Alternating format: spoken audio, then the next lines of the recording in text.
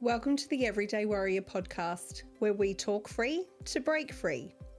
As someone who's been told they talk too much, can speak with a mouthful of marbles, and might just be able to sell ice to Eskimos, I have found the perfect space to speak my truth and dive into deep conversations. This podcast is about celebrating everyday warriors, the people who face life's challenges head on, breaking through obstacles to build resilience, strength, and courage. Join me, your host, Trudy Marie, as I sit down with inspiring individuals who have fought their own battles and emerged stronger, sharing raw, real, and authentic stories that make you laugh, cry, debate, wonder, intrigue, feel all the emotions, and get curious about life with. This is a safe space to explore, question, and find your own path to new possibilities. Let us all embrace the warrior within and realise that while no one is walking in your shoes, others are on the same path, journeying through life together. Please note that the following podcast may contain discussions or topics that could be triggering or distressing for some listeners. I aim to provide informative and supportive content, but understand that certain themes may evoke strong emotions or memories. If you find yourself feeling overwhelmed or in need of support while listening, I encourage you to pause the podcast and take a break. Remember that it is okay to prioritise your well-being and seek assistance from trained professionals. There is no shame in this. In fact, it is the first brave step to healing. If you require immediate support, please consider reaching out to Lifeline on 13 11 14 or a crisis intervention service in your area. Thank you for listening, and please take care of yourself as you engage with the content of this podcast. Okay, welcome to the first episode of the Talking Free podcast, rebranded to the Everyday Warrior podcast. And I'm going to ask our guest Simone what she thinks of the new branding. That's hilarious, Trudy. I love it. Maybe because I helped you design it, maybe. Correct. And that's how I'm going to introduce you, Simone. So I first met Simone through an online community and then have since become really good friends, like you could say. But Simone has also been redoing all my branding for my new direction of how I'm going to take my whole business. So first and foremost, thank you for being here. And secondly, thanks for helping me rebrand my new stuff. Well, thank you for having me, and you're welcome. Cool. And today we're here to talk about a bit of a interesting hot topic, you could say, because we're going to talk about sexual harassment in the workplace. And you and I have both been victims of that. Yeah, sexual harassment and bullying in the workplace. Yeah, big one. It's going to be a very interesting discussion because this will be the first time I've actually spoken publicly about it too. And thank you for being raw and vulnerable with my listeners and actually sharing something that I'm sure that many of us have been involved with. And it is something that I think, and we will get into this as the discussion goes, is that it becomes this ochre Aussie way of life that there is certain shit that you just have to deal with. And I think that we're in a time now that needs to change and it's no longer acceptable. And while there has been work done towards that over the years, I think there is still some of this underlying behavioural issues that people think that you should still just tolerate, whether it's in society, whether it's in the workplace, whether it's in general. Yeah, for sure. And I think today it'll be a really good eye-opener for the people listening to see it's not just one industry, it's many. 100%. So when for you was your first time of experiencing some kind of harassment in the workplace? This is the hard part for me. It was my very first job that I actually had when I was in school. So I would have been maybe 14 and a half. And, you know, you get so excited as a 14-year-old just starting to earn money, even though it was like, $9 an hour or something like that. But yeah, I was working alone I won't say where it is or what kind of business it was, just to protect that business. But yeah, I was working in my first position, and something happened where I spilt something onto the other person. So it was in maybe a food place. And I was actually pinned up against a wall, just me and this person, and told to remove it from their arm. How? Well, yeah, lick it off their arm. And as a 14-year-old working in a position like that, like I'd never been put in a spot like that before. I didn't know what to do. Once I did get free of it, I ended up just running home. I ended up leaving that job. I ran home. I told my parents. They were really disgusted by it. They were kind of in shock too, because they couldn't believe something like that would happen in a job. But they did ask me if I wanted them to go and speak to the person, and I just said, just tell them I'm not going back. That's incredible to think that that sort of behaviour, one, happens to begin with, but two, I'm not going to disclose your full age inside of this, but it's happened within the last 20 to 30 years. Yes. So we're not talking like, 40, 50, 60 years ago. We're talking relatively current. Yeah.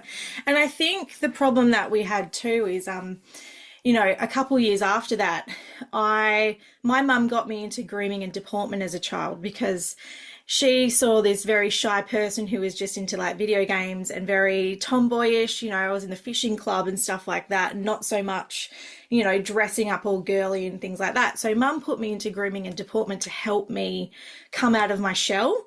And I ended up going into a competition, a modelling competition when I was 16, and I ended up winning it, and it was a Southwest competition. It was quite a big one. My face got then put on a newspaper, and I wasn't used to people like recognising who I was. I was just a 16-year-old that went in a competition just to try and like boost her confidence. Like, yeah, and then people recognising you on the street and stuff. But then also came with it a lot of unnecessary comments. Even parents at the school started even bullying me to a point where they would tell me and my mum the pictures that they saw me in the paper were really horrible of me. And it was literally just me in outfits for a boutique, and as a 16-year-old, that can just really, chew at you. Part of the modelling when I was 16 too, I obviously went to the grooming and deportment classes, and as part of that you would go to see a photographer once a year and you'd have your photos taken. And I remember going as a 16-year-old with my parents. My mum was with me all the time, but I was literally asked in a photo shoot at 16 to wear a sheer top with a bra underneath, right? And I remember the photographer literally saying to me, okay, now take the bra off, in front of my mum. And my mum was in shock because she obviously didn't know what to do either. Yeah, I was put in a very vulnerable position, and that's the industry that we're kind of in. I was told if you don't do it, you won't make it in the career as a model or any of that. So here you are at 16 being told to literally practically strip naked, and that was a requirement of the modelling industry. I mean, what does that say about these young, vulnerable girls who, especially with social media today, I mean, if that happened 20 to 30 years ago, what's happening in today's culture with, I can only social imagine. media and what girls are expected or think is expected of them to perform in a certain way, to provide certain images, that's what it takes to make it. Like, it's a big no from me. It's a huge no. Yeah. And I have a daughter like in that age bracket, and look, don't get me wrong, she pretty much wears a bikini most of the time. She lives in Bali. She enjoys the Bali life. You see her in a bikini, and often cheeky bikinis, but she's still covered, and that's okay. But you know what? She should be able to wear a bikini and not have to worry about disgusting things like that. People saying, "Oh, because you're wearing a bikini, you deserve the comments." No, that's not correct. So a lot of people, especially if they're wanting to get into that industry, I would really be give caution to that with your children. Never leave them by themselves. I still was doing a bit of modelling too while I was studying at TAFE. So I ended up going to be a draftsperson at TAFE, and I had another experience there where My lecturer even was telling me that he put me forward for an admin role somewhere else because he didn't think I had what it takes to become a draftsman. And because he saw the paper with, modeling photos in the paper of me. And so what actually happened there, and this is my silver lining, is he actually got me a job for a local architect. But that actually helped me because not only did I learn admin, but I was exposed to so much drafting work. I ended up finishing as one of the only 2 women to finish the course in 2 years, and I was at the top of my game. So, it's hilarious that they think just because you have a pretty picture in the paper that you're an airhead and that you can't achieve things. So it was so nice to prove him wrong. Interesting that you bring that up in the sense that we've just talked about what happened to you in your school job and with modelling, and that's all based on physicality and looks and your appearance and everything like that. But we're now talking about an industry that you are literally being sexually discriminated against because you're a female. Yeah. Like that that's a whole other ball game. Whole other ball game. And I'm still not going to mention names or anything like that, but my first job in that industry was also very worrisome in a sense. I remember being asked to wear skirts to work because the interior designer wore skirts to work, and I preferred wearing pantsuits to work. Yeah, my boss had said to me, "How come you don't wear skirts to work, Simone? You really need to, right?" And I went, "I will wear what I want to wear, thank you." And I continued to wear my suit. So that was the first time where I was like, how are you even asking me this? And then, that was a very awkward position. I remember being in a lunchroom by myself. Again, you're in a male-dominated industry. And I'm a tomboy, right? So, I enjoyed the fishing. I enjoyed like some banter and stuff like that. I could joke around with the lads and that to a point. But being sat in a lunchroom and having grown men staring at your assets, or giving you disgusting looks or making disgusting remarks. That was really hard for me to deal with as well. And also going on construction sites, that's another thing. I remember I used to have to try and wear a fake wedding ring on my finger to try and get them to stop hounding me on site, wolf whistling me, making disgusting comments, and then also them thinking I'm just an admin girl, not a drafty as well. That was something else to deal with. Yeah, and look, and I think that's such a double-edged sword in the sense that while a wolf whistle, a cat call, some kind of compliment, on one hand you're like, oh, they think I'm pretty, they think I'm nice, they think whatever. But then on the other hand, it's like, hold on a second, what gives you the impression that you can actually treat a woman that way and behave that way? And that's part of the Aussie culture that I think I was talking about before, is that this behaviour is tolerated, it's accepted, instead of actually, it would be better if a guy would actually approach a girl saying, hey, I think you look really nice today, is much better than a wolf whistle from the top of a construction site.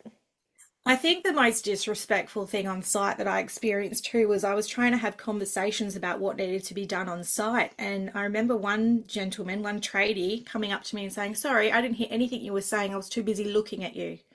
Can you repeat that? And then I would repeat myself again, and then they go, oh, sorry, I still wasn't listening.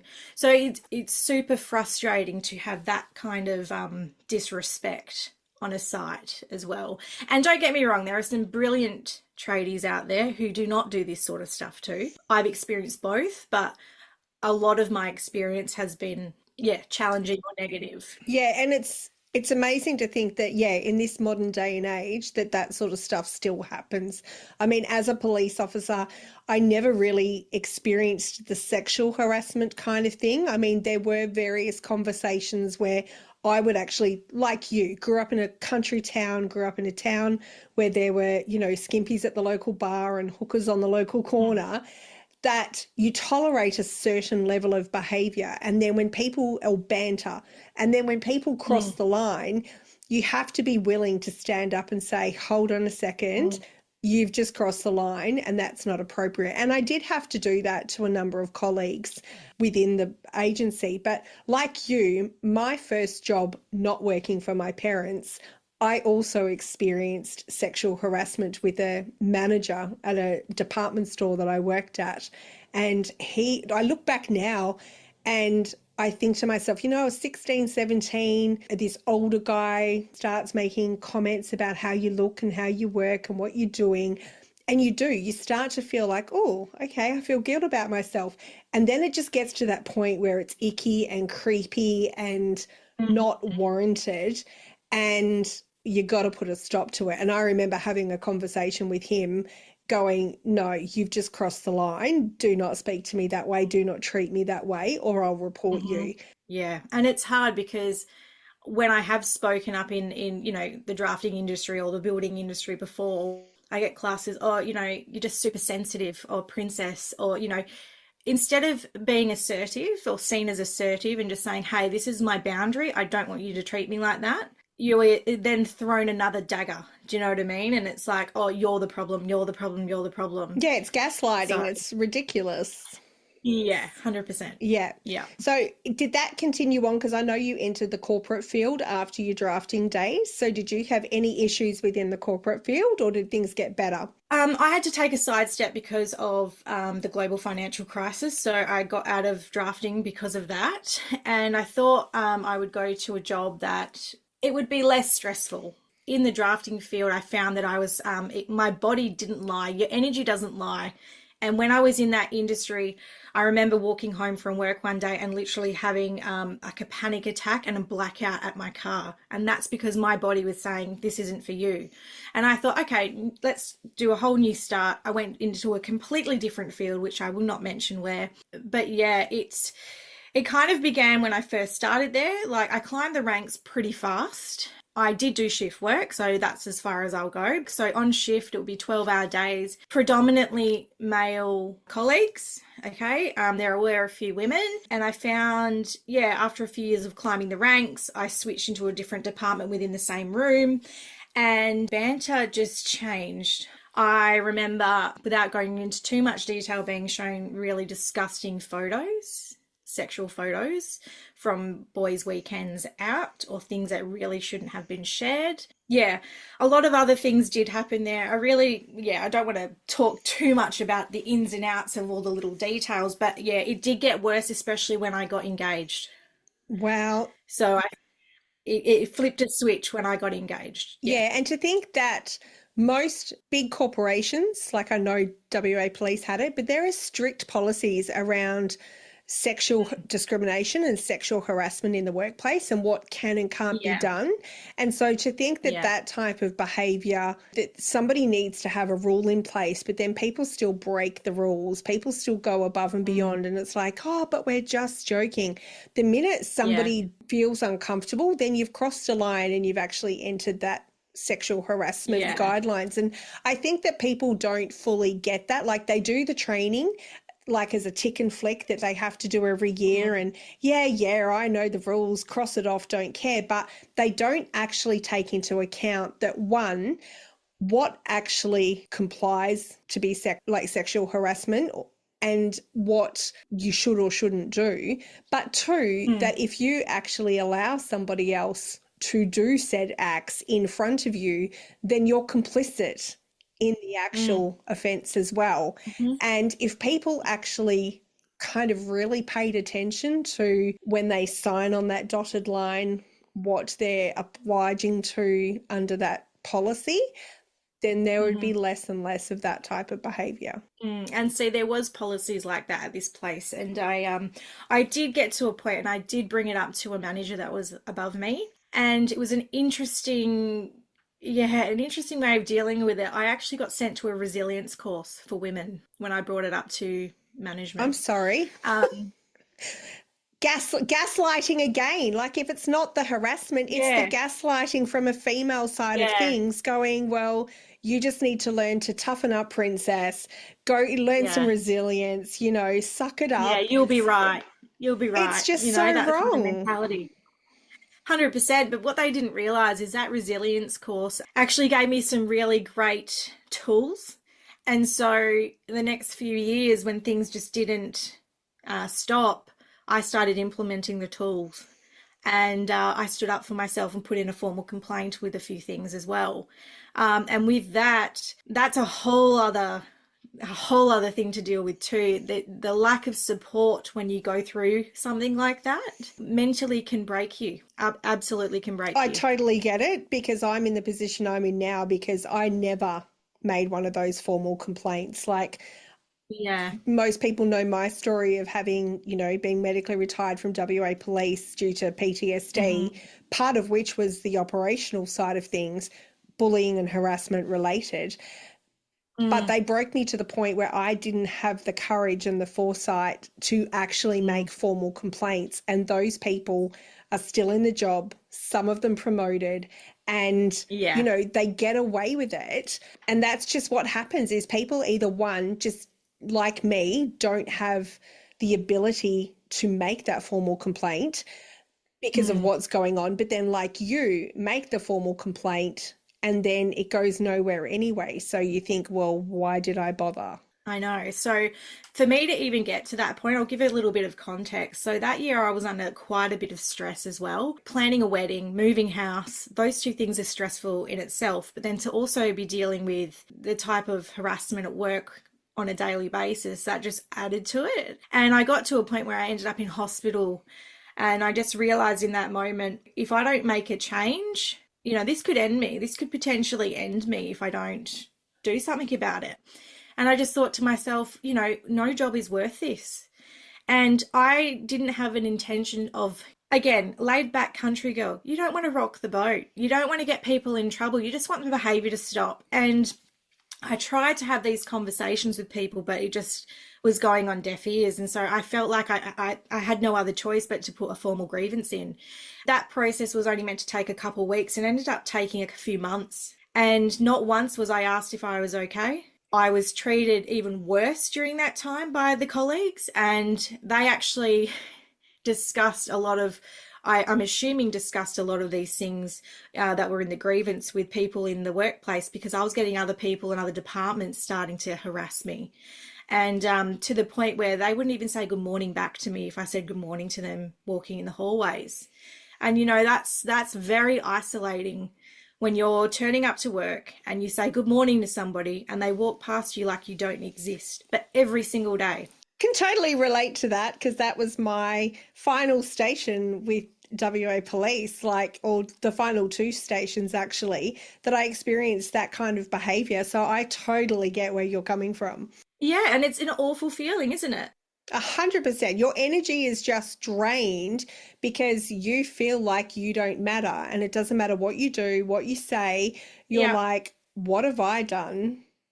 Or what's wrong with me? My energy wasn't lying, and this is when I started paying attention to energy and how important energy is, and protection of yourself energetically. And I started going down, when you get isolated, you kind of get to a point where you turn not too spiritual, but you can kind of call it that in a way.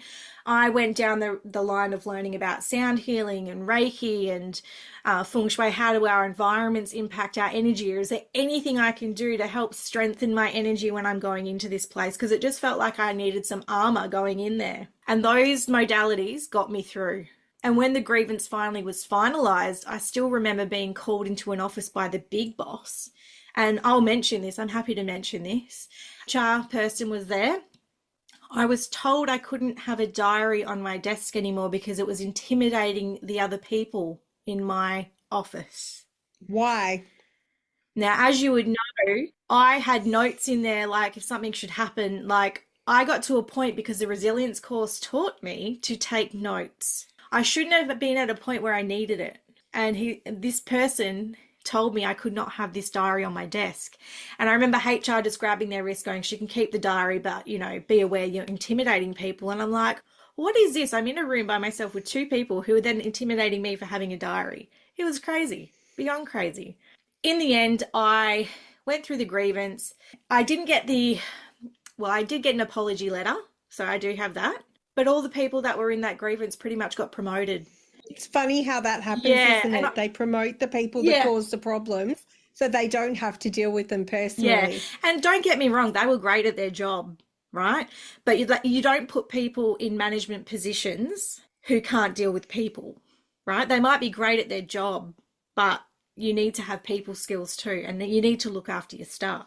Oh, and that's so true. Even in WA Police, we see it all the time that people are promoted from first class, senior constable to sergeant without any people skills, management skills whatsoever. And they can be the greatest copper in the world, but as a person dealing with the management side of things or dealing with people, because let's be real, they're now running a team of people that they have no clue how to actually do that.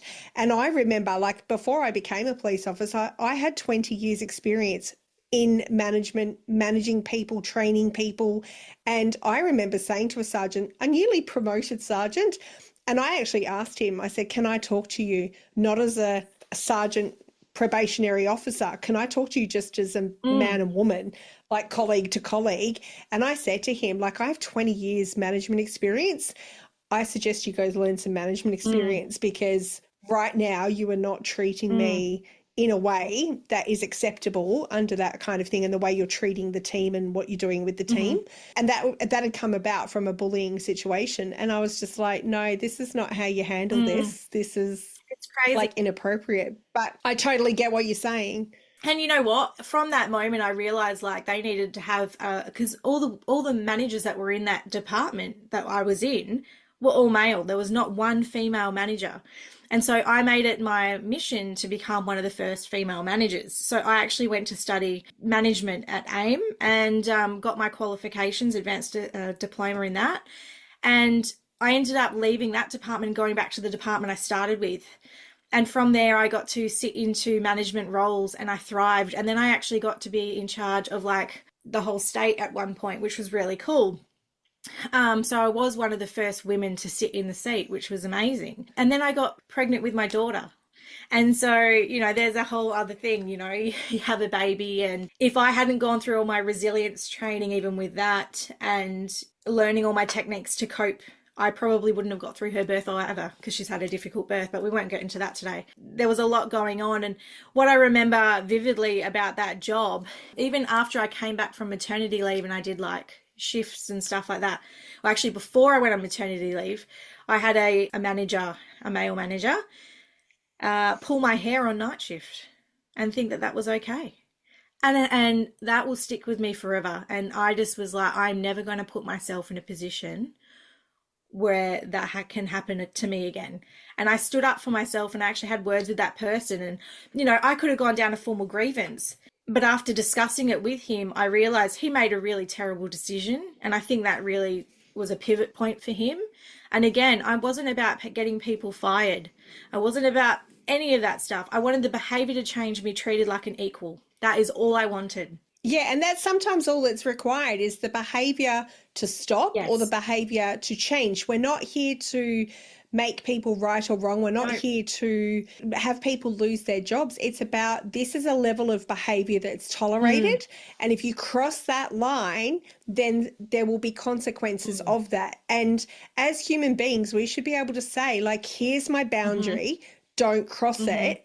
I don't care what your boundary is, but you've got to have this compromise somewhere in between that actually has you work in a relationship. It's like a dance. Like, you've got to 2 steps forward, 1 step back, whatever the case may be. You've got to work in and around other people, and not everyone is built the same. What's offensive to me may not be offensive to you, and vice versa. So you have to work with each individual person as an individual situation. 100%. And see, all of that taught me I needed to learn more about stress management for myself. You know, so I even did courses on that to try and help me understand stress and how I can help with my own response to it so that I'm not contributing to the problem. And did that lead you to start to, because I know that you got into your line of work before you left that organisation. So was that kind of a pivotal point for you to start, like you mentioned already, that it started getting into the energy behind what you do and how you do it? Yeah, because I did the management course through that job, I was in a position of management at a point. But what I was finding was that there were a lot of other women in the workplace that needed support. And sometimes the support that they needed may not have been like corporate support. It was more like holistic support and things like that that could help them with their stress management and stuff like that. And so I found myself helping these women and giving them the resilience training that I learned and a few other things to empower them to stand up for themselves as well. And so I really got a passion for that. And then obviously COVID hit after I came back from maternity leave and everything. And I had a choice to make whether I would stay in that environment or go back to something that I enjoy doing. And I just thought to myself, this is not worth my health. It's not worth like my mental health, my physical health. I'm okay with letting that job go now. And so that's basically what happened. Leading up to it, I was getting bullied again. And I just thought, no, it's time to leave. I'm meant to be doing something different. So I took that as an opportunity as, yep, I'm out. And literally severed ties instantly, as most people did with COVID who didn't comply with certain things. And I started my own business. So now I help other people recognize when their energy is off. I help them set up environments to support their energy. So, you know, the feng shui of a property and obviously the drafting background helps. We can design if you're running a business from home and you want to be more successful or have more focus, we can set up your office so the energetics around it support you. And then, as you know, with your branding and stuff like that, there is energetics in branding too, with attracting your ideal clients, but also supporting your own energy. And you know, before I became a draftsman, I considered becoming a graphic designer. And I actually, while I was working as a draftsman, I actually went to uni to start studying that. But because of the global financial crisis, I just couldn't do both. And so I pulled out, but I'm back into all of that stuff now. And I also found that if you can relax your body to a certain state, it can help heal itself. So I do sound healing and Reiki to help relax the body, because you become less reactive to situations when your energy is contained, and strengthened. So my job now, much like you hire a project manager to manage your time or a financial advisor to manage your money, I'm here to help you manage your most important currency, which is your energy. Because you could be on 6 figures and not have the energy to actually use your money to do what you love to do. So my goal is to help bridge that gap. I want you to be able to do what you love to do and have it support your energy and have enough energy to enjoy your day and enjoy the money that you're making. And I think what you do is amazing in the sense that from my own personal journey, like when we met, we obviously just met as 2 people in a joint community. Mm-hmm. And then I think one of the first things I did was approach you because of my PTSD was to do a sound Reiki healing. Yep. And that was incredible.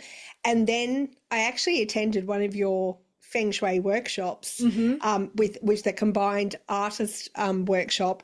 And I found that really interesting because I was learning stuff about myself, which was also aligning, you know, with my own mental health journey and realigning everything. And then even right through to now, actually going, right, you know, I need to rebrand. And instead of going out and finding somebody else to do my work, I'm like, no, Simone knows what I've been through. She knows my energetics. She knows what's going to work for me. And it was like a collaborative work of doing this brand. Here's my idea, Simone. Is that going to work? No, it's not, Trudy. So, okay, well, what else can we come up with? And then actually getting to the point where I am now, you're very, very good at what you do. Thank you. It's still hard to hear it sometimes. Thank you, Trudy. I'm blushing. But it's true. And I think that, like you said, the resilience you've had to overcome with working in really tough situations, you and I both have.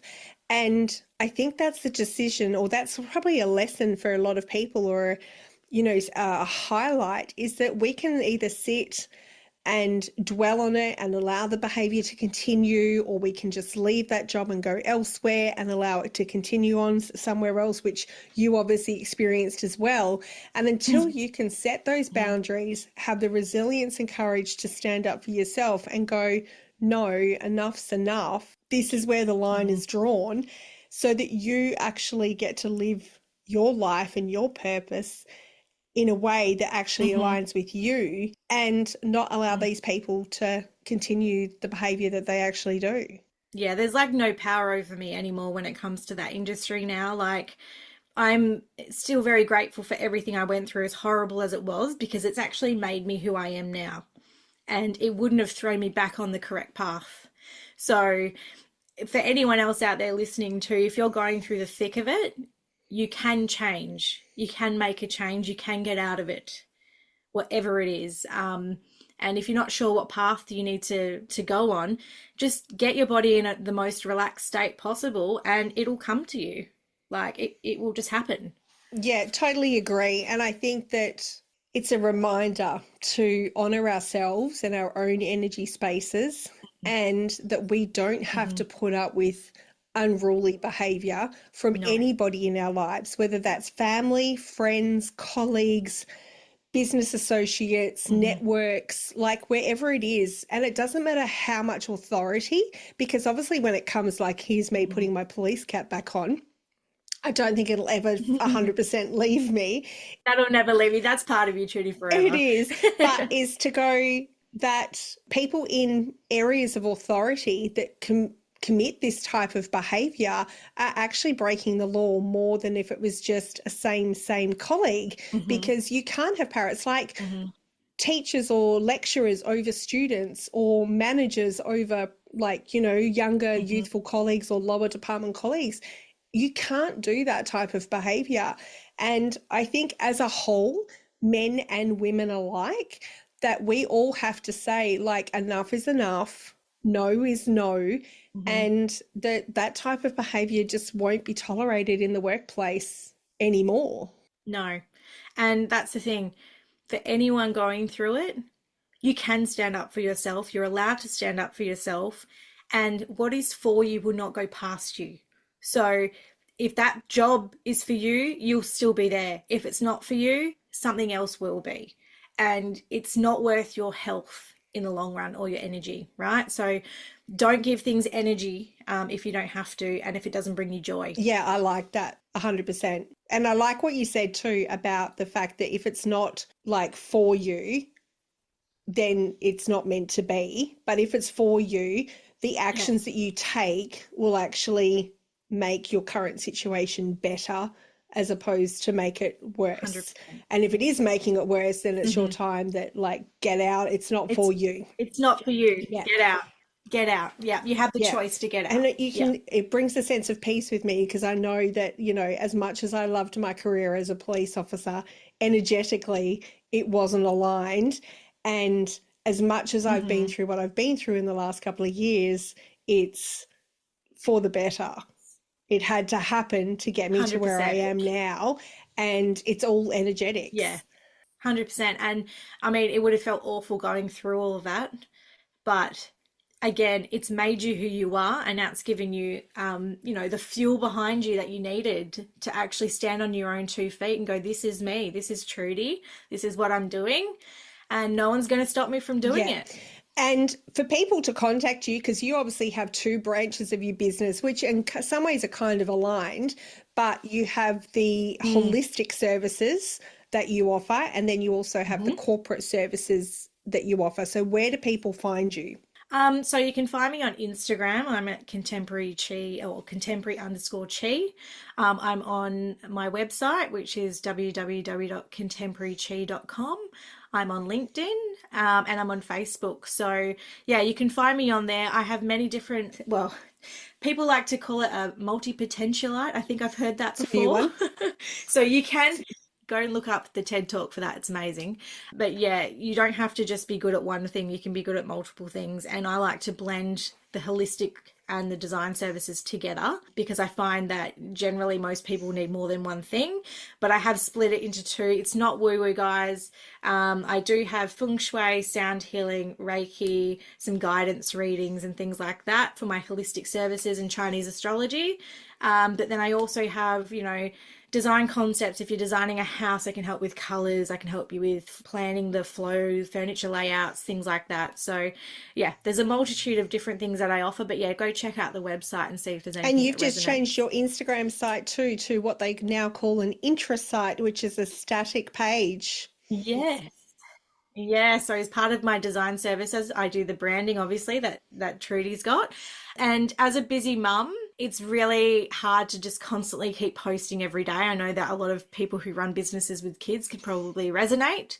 So I did something a little different, did a static site instead. So what you'll find is my main screen has like 15 grids, and that doesn't change, but it's got all my info about my business on there and who I am and what I do. But if you look at the reels and the stories and the highlights, you'll get more updates through there. That's just me being real with you. Like, 2 kids under 5, I post things that you're actually going to want to watch, not because I have to post. So yeah, maybe you want something like that for your business as well, so you know where to find me. Yeah, and I love that. And I will put both your links into the show notes so that listeners can find you if they want your services.